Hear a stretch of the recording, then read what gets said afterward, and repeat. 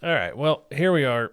This is the very first episode of House of Heckman. If you're watching, thank you. I appreciate it very much. This is not going exactly how I wanted it to start. I wanted to record yesterday, which would have been Monday night, and edit tonight, which when I'm recording this is Tuesday. But we had a little mishap. So for those of you that don't know, if you're just listening to the podcast, I also have this on YouTube so you can watch and see, which is great. Except yesterday, before doing recording, well,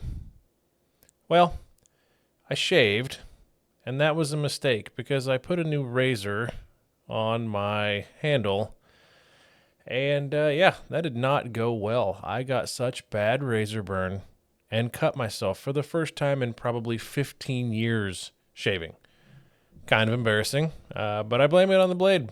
It did not treat me well. So I, for that reason, did not record yesterday. So me being a one-man show, I am producer, editor, host, obviously. We put that off to today. So here we are, making the podcast. Thanks for watching. Again, this is House of Heckman. Kick off your shoes and stay a while. Let's make a podcast.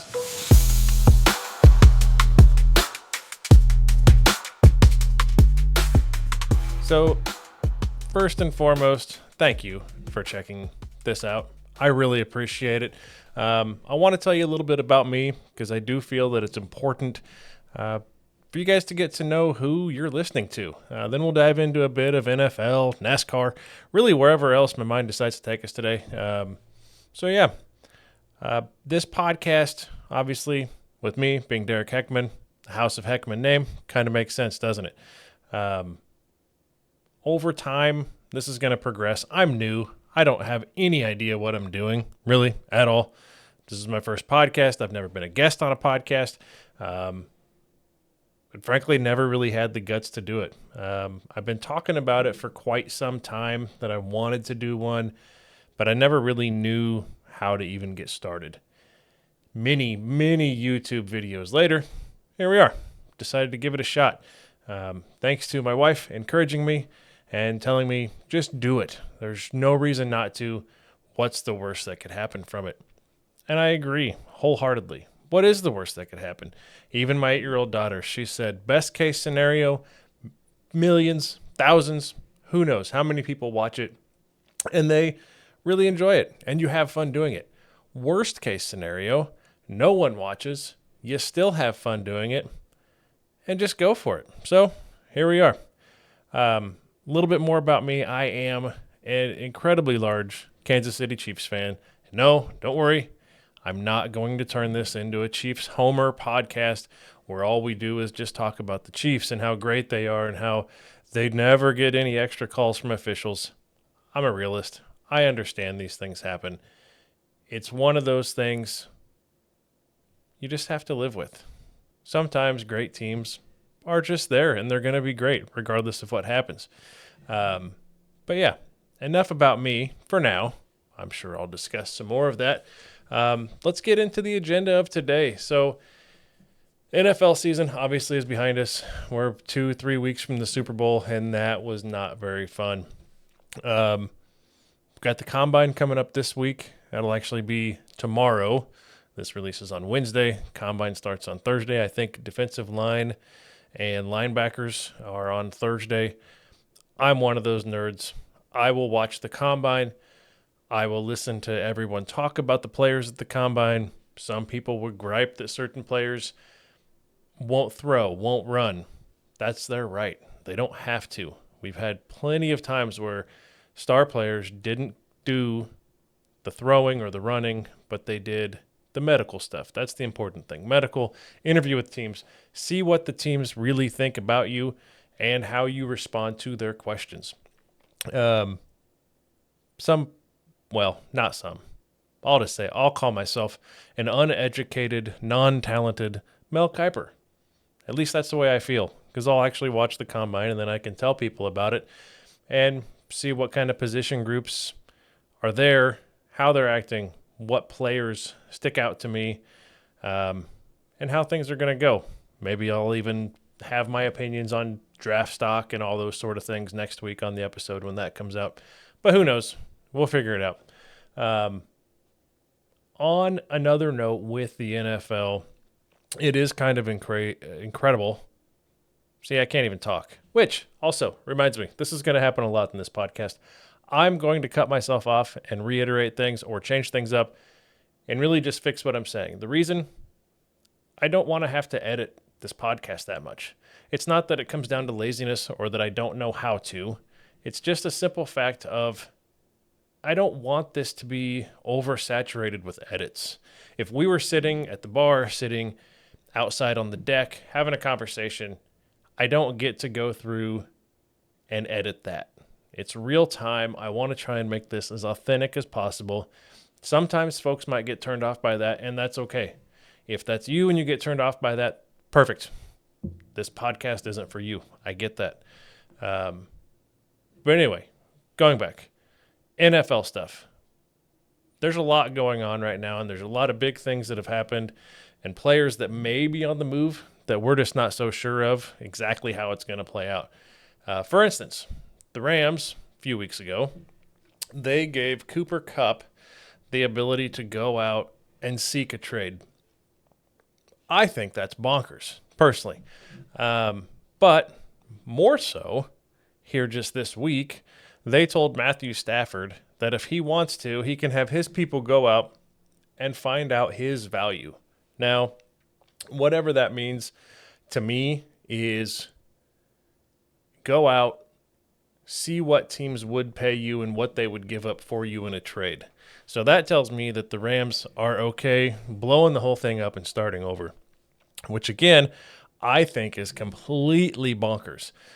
Stafford has been great for them. I think he's still a great quarterback. Cooper Kupp, while having some injuries lately, I think he still is very viable as a receiver. I think it's clear that the Rams' number one receiver is Puka Nacua, but at the same time, you need that secondary receiver like Cooper Kupp to be able to come in and take the load off of Puka, open some things up on the field. Look at my Chiefs, for instance. If we have just one player as a receiver, or in our case, Travis Kelce, if others are hurt, not available, it hurts. So that's the Rams. That's their decision. Whatever. On that note, this is where I get into tinfoil hats and what I would love to see happen from just the craziness of it. Not that I'm a huge fan of, hurts me to say it, the Raiders. But I think if you're the Raiders, why not look at doing a deal where you could get both of them, Stafford and Kupp? You've got the 6th overall pick this year. You could probably bundle that with maybe either another draft or two draft pick this year or even next year. It gets you by for a few years. Now, the only thing I could see going on with that might not work very well is I don't know how Matt Stafford would fit in the Chip Kelly offense. If you don't know, Chip Kelly definitely likes to spread things out on the field, have a mobile quarterback. I don't think Stafford really fits into that, so that might be the tough part. But I do think it would make sense because it would give them an offensive weapon to go along with their tight end Brock Bowers, who is a stud, probably on his way to becoming the next great tight end in this league just based on what he did in his rookie season. As much as it pains me to say, I think Tom Brady being a minority owner with the Raiders, bringing in Pete Carroll as the head coach, Chip Kelly as the OC, I think those are some smart moves, which is, again, has to be the Tom Brady effect with the Raiders because I know Mark Davis, they don't make smart moves. They're the Raiders. So, it's one of those things. The other thing that I could also see them doing would be a potential going out and trying to get Justin Fields. I think he fits more as a quarterback in that system for what Chip Kelly would do. But who knows? You never know. Could be some other receivers in the move, too, that the Raiders might go after to bulk up their offense. The receivers of note, which I don't know if the Raiders would really target because I don't know if they would have the ability to, although I think they have a lot of draft capital and cap space, is actually what I was meaning to say, would be T. Higgins or Jamar Chase, which I don't think the Bengals would move on from Jamar Chase. But T. Higgins, it doesn't seem like he's probably going to come back. With the cap number going up, though, quite a bit this year, you could see a scenario where it could work out and they bring both of those guys back. But again, not really how the Bengals ownership has done business before. But I could be wrong. I don't know. What do I know? I'm just a guy in the Midwest making a podcast and talking about stuff that I've never done before. So who knows what'll happen? Not me. But as a Chiefs fan, I think splitting them up would be great, because why not make other teams worse? I know people, including Kelsey, have said, we want to play the best. They want to play the top-notch teams, but why not make it a little easier if you can? Who cares? From an NFL fan perspective as a whole, I think it would be good to keep them together, just because I think that is an exciting offense to watch. Speaking of fun offenses and exciting offenses to watch, not the case for my Chiefs this year in the Super Bowl. Frankly, obviously, they got dog walked, boat raced, however you want to put it. I think would be pretty fair to say that was not a good outing. They definitely need to bulk up on the offensive tackle position, both left tackle and right tackle. At this point, who knows what they're going to do? They've obviously got some other needs, but I think the tackle position is the one that you really have to address. I mean, if you can't protect Mahomes, you're never going to give him time. He's not going to be able to produce how he has in the past, especially if we lose receivers. We've got several right now, DeAndre Hopkins, Hollywood Brown, and others that are going to be free agents again. With Kelsey probably coming back, at least he'll have that security blanket still. But who knows? That could change. I mean, when you have a girlfriend that is a billionaire and travels the world, who knows if he's going to come back or not. I think he will, because I don't think he wants to go out like he did last year. That was pretty brutal, to say the least. So it'll be interesting to see how they attack the draft and free agency. We'll see how it all shakes out, I guess. I'm not too sure that they even know at this point. They'll probably learn more after the combine and everything like that. But, yeah, that was not fun to watch at all. The one thing I will say, when it comes to the NFL as a whole and the general sport, I know, like I said, I'm a huge Chiefs fan. The one thing that you have to look at from the NFL, though, is how great of a game it is just overall. I could sit down any day of the week that there's football on and watch it. Even college football, I'll sit and watch. It's a great sport. It's one of the best things that I could do on the weekend. Sit back, relax, watch football. It could be MAC, college football. It could be Big 10, Big 12. I don't really care. Mountain West. Let's go. Let's watch some Boise State. Football is great. I think you'll agree. It's a good sport. Other good sports, which some people, you might not agree with me. And you might not even call it a sport. I do, because I think there's a lot of skill involved. I think there's athleticism, whether these people are actually moving too much or not.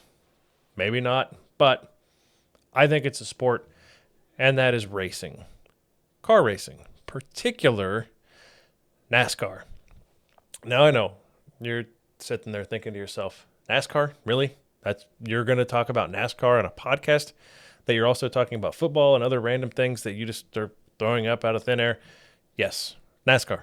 I love NASCAR. Drive fast, turn left. Unless it's a road race, then you're turning right also, which I know, crazy for some people. But I love NASCAR. I have always watched NASCAR, except for probably about 3 years ago, going back again several years. I always cheered on Tony Stewart. I liked him. I liked his attitude. I liked how he really didn't care what other people thought of him. He raced his race, and if you didn't like that, he didn't care. If he had a problem with what you did, yeah, he definitely told you. May have thrown a helmet or two at a few people as they were driving by. But anyhow, when he retired, I kind of got out of NASCAR. Didn't really love the sport anymore. I thought it was, I don't know. I don't know where it was going. Just didn't seem to have the same edge without him in it. But probably 3, maybe 4 years ago, I was sitting, flipping through the TV, trying to find something on a Sunday. And our then, she would have been 4 or possibly 5, somewhere in there. Again, 3, 4 years ago. My daughter said, "What is that?" And I was on NASCAR. I just stopped there briefly. She asked what it was, and I told her. I was like, "This is NASCAR. They're racing their cars." And for some reason, she was very intrigued by this. I asked her, just because I didn't have anyone in the race that I really cared about as far as who won, who didn't win. But I asked her, "Well, which one do you like?" And after looking at it for a while, there was a car that came by that had some bright yellows, some blue, some red, and she said that one. And that one happened to be the number 24 car, which at the time was kind of tough. Having liked Tony Stewart, never really was a great big fan of Jeff Gordon. Obviously a great driver. I just was not a huge fan. But she chose the 24 car because of how it looked. Me, being a dad, thought that was awesome. She picked out a car and a number that she liked, and she loved it. So I decided at that point, okay, the 24 car, that's our guy. Looked into it, figured out who it was. William Byron, awesome. At the time, I think he would have been probably 23, maybe 24. And at that point, we just started watching as fans of William Byron. Fast forward, we still watch. She is not as intrigued as she was 3 to 4 years ago, but occasionally she'll sit down, watch the race with me. And it's fun that the decision of again, 4 or 5-year-old got me back into NASCAR with a new driver. And I love following the 24. Last year, won the Daytona 500. This year, they're 2 races in. He won the Daytona 500 again this year, which was lucky. Kind of was last year too, with how things shaked out at the end. And there was a wreck here and there, and he was able to kind of skate by and not get tied up in that, which is always good. But yeah, it's incredibly fun to watch. I love it. The second race of the season this year was Atlanta. Things didn't go as great. I thought he really had a chance to win again this weekend, but there was a little bit of a wreck at the end. One of his teammates actually made a pass to get to the lead, but didn't quite have a car cleared enough, and it pushed the other car, I think it was Austin Cindric, up into the wall. He bounced off, took out Byron, and that ended it. He was in third place, I think about 5 or 6 laps to go, had a really fast car. Probably could have won the race. But, it's all right. I think Christopher Bell ended up winning Atlanta. He's a good driver. There was another driver, I think Carson Hocevar. So people had not nice things to say to him after the race. He's a younger driver, and people definitely let him know that he's got some learning to do. So that's going to be interesting to see kind of how all that shakes out and what goes down there. But yeah, again, NASCAR, former love of mine, new love again, new driver. Hopefully he's going to be driving for quite some time, so it'll give us something to cheer for. Want to try and get to a race. I've never been to a NASCAR race in person. I think that'll be pretty exciting to see how loud that actually is in person. The TV, I know, does not do that justice. But yeah, I know this weekend we've got a race at the Circuit of the Americas, or COTA, COTA. Good driving. Road courses lead to good driving. It's really interesting to see how these guys go from the oval tracks and the tri-ovals to a road course. You definitely can tell who's done a lot of road racing before. I think William Byron could definitely pick this one up again. He won it last year pretty convincingly. Another driver got pretty close at the end, but overall, Byron definitely had control of that race. If not him, I could see someone like Daniel Suarez, which if you don't know, another excellent driver, very good at road courses. He very well could also pick up the win. But again, who knows? It's NASCAR. Things happen. There's wrecks. Engines can blow. Who really knows what can happen when it comes to a NASCAR race? With that being said, again, with this whole podcast thing, I might be done right now talking. I might talk for another 10 minutes. Who knows? I just wanted to reiterate, there's going to be some times where I'm not going to edit as much because I want this to be a real conversation. You might have ums. I know in all my research and watching videos, it's all about, well, take out your ums and your ahs. No one wants to hear that. I understand that, but at the same time, I want to be genuine. I want you to feel what it would be like if we just sat down and have a conversation. In my little teaser trailer video, however you want to put it, I said, we're going to be friends. I want it to feel like a friendship. I don't want it to feel like a polished, I'm just giving a speech. It's fully edited. Here's how it's going to sound. I want it to be real. If we're sitting there just having a conversation, I cannot stress that enough. I need this to be just like a conversation. Obviously a bit one-sided. It's okay. My other goal with these podcasts is I kind of want to take it about the 20-25 minute mark. I have no idea how long we've been going for today. At the same time, I might ramble longer sometimes. I might not go as long at other times. And we're going to get better. Like I said earlier, I'm new to this. I've never done anything like this. So it's really going to see internally how this goes. I'm not going to give up. I'm definitely going to keep doing it. That's for sure. It's just one of those things where over time, we're going to learn. Again, ums and ahs are coming your way. I don't really care. This is my podcast. You know, if ever anything takes off and there's a sponsor and they say, well, you really got to edit this better. Frankly, I'll probably tell them it's not the sponsor for me. I want this to be my podcast, how I want it to be, and how I want it to come through. So those are some initial thoughts. That's kind of a good idea, good feel of what this podcast is going to be. If there's any questions, hit me up on social media. I'm on X. It's at House of Heckman, just like it sounds. YouTube, we're on there as well, at House of Heckman, crazy enough. And then houseofheckman.com. I got the website going, pretty basic podcast website, nothing special. But anywhere you get your podcast, it's where you can find this at too if you want to download and just listen. Otherwise, let me know what you think. I know this wasn't the smoothest. It's podcast number 1. We're going to get better. We'll see how things go. And yeah, thanks again for coming to House of Heckman. See ya.